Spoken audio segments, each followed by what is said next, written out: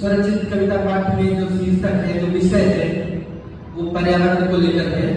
चूंकि जब मैं अखबारों को सुबह पढ़ता हूँ कि अभी तो बारिश हो गई, और जब तक ये बारिश नहीं हुई थी तब पेपर में आता था कि आज इतने दिन का पानी बचा, मार्च तक पानी बचा, इसके बाद पानी छोड़ के आएगा एक दिन। तो इस बात से मैं परेशान हो जाता था कि यहाँ पर ये कोई 2-4 वर्ष की जिंदगी नहीं है, यहाँ पर ये पुराना इतिहास वाले का रहा है और आगे रहेगा भी। तो इसको हम कैसे, इसका हम जो निर्णय है, जो हल है, ये कैसे कर सकते हैं, इस पर प्रयास मैंने अपनी कलम चलाने की कोशिश की है। आपका ध्यान चाहता हूँ कि कितने संकट आने वाले हैं आगामी वर्षों में। देखो कैसे फिजा बचेगी उन असीम संघर्षों में। सभी व्यस्त हैं बिना काम की बातों के सपनों से, पर कोई बात नहीं करता है पर्यावरण प्रदूषण पर। एक झलक उसकी दिखलाने का प्रयास करता हूँ मैं, कुछ निष्ठुर होकर बतलाने का प्रयास करता हूँ मैं। जो बातें कानों को प्रिय हो वही कहूँ ये सही नहीं, आंख मूंद कर सब कुछ सही हूँ यही कहूँ मैं सही नहीं। कभी कभी कुछ बातें हमको कड़वी कहनी पड़ती हैं, भरी सभा में सच कहने की हिम्मत करनी पड़ती है।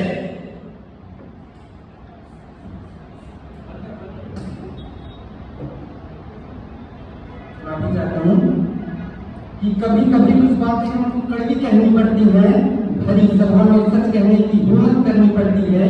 ऐसा ही मैं एक सत्य कहने की कोशिश करता हूँ, आत्म हृदय से भाव में कहने की कोशिश करता हूँ। कितना लुक चुका बचा, कितना मैं इसकी बात कराता हूँ, वसुधा पर आने वाले संकट से आगाह कराता हूँ। करो कल्पना जब वसुधा पर अंतिम बूंद नीर की हो, कंठ सूखते हो आंखों में अंतिम झलक तीर की हो।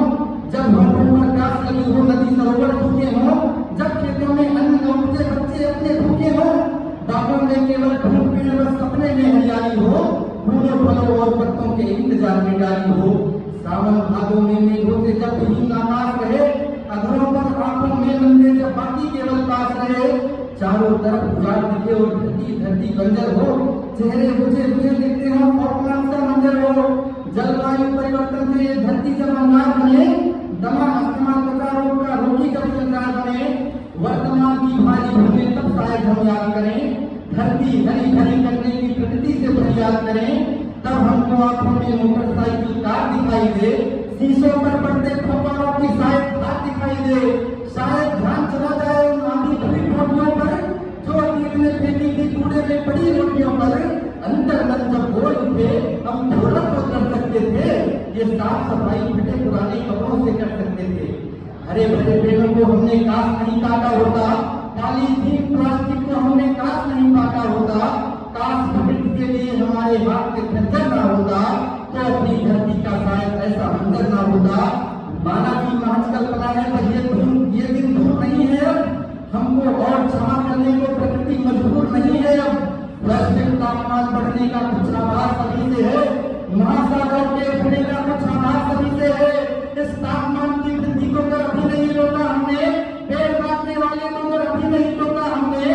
पानी व्यर्थ बहाने की कर हमने की अब हमने की, पर्यावरण प्रदूषण की कर हमने की अब हमने की।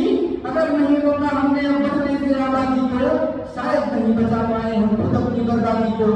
जितना उपलब्ध धरा पर है सारे संसाधन सीमित है, भोजन पानी हवा और ये सारे साधन सीमित है। सोचो क्या उपहार भला देंगे हम आने वाली पीढ़ी को, इन चीज से हम काट रहे उनके हिस्से की सीढ़ी को। रोज कुल्हाड़ी मार रहे हैं खुद अपने ही पांव पर, नमक छिड़कते हैं खुद ही हम देखो अपने गांव पर। दूर नहीं होगा ये सब केवल टेरिस के न्योतों से, न्योतों को लोगों से। अगर चाहते हैं हम सब परिवार हमारा शुद्ध रहे, अगर हम चाहते हैं हम सब परिवेश हमारा शुद्ध रहे, धरती भी रहने लायक हो और प्रदूषण रोक रहे, तो पर्यावरण बचाने का हम महायज्ञ प्रारंभ करें। नीर बचाना, पेड़ लगाना प्रत्येक व्यक्ति आरंभ करें। नहीं रहे केवल निर्भर हम देशों के आवेदन पर, सहमत बनती नहीं आजकल बड़े बड़े सम्मेलन पर। आकाश नहीं पाताल नहीं इसकी शुरुआत जमीन से हो, अब देश नहीं प्रदेश नहीं इसकी शुरुआत हमी से हो।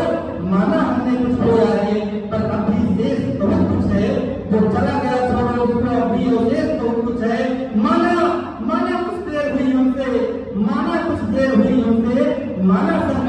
सवेरा है, अपना कर्तव्य निभाने को जब जागो तभी सवेरा है। जय हिंद।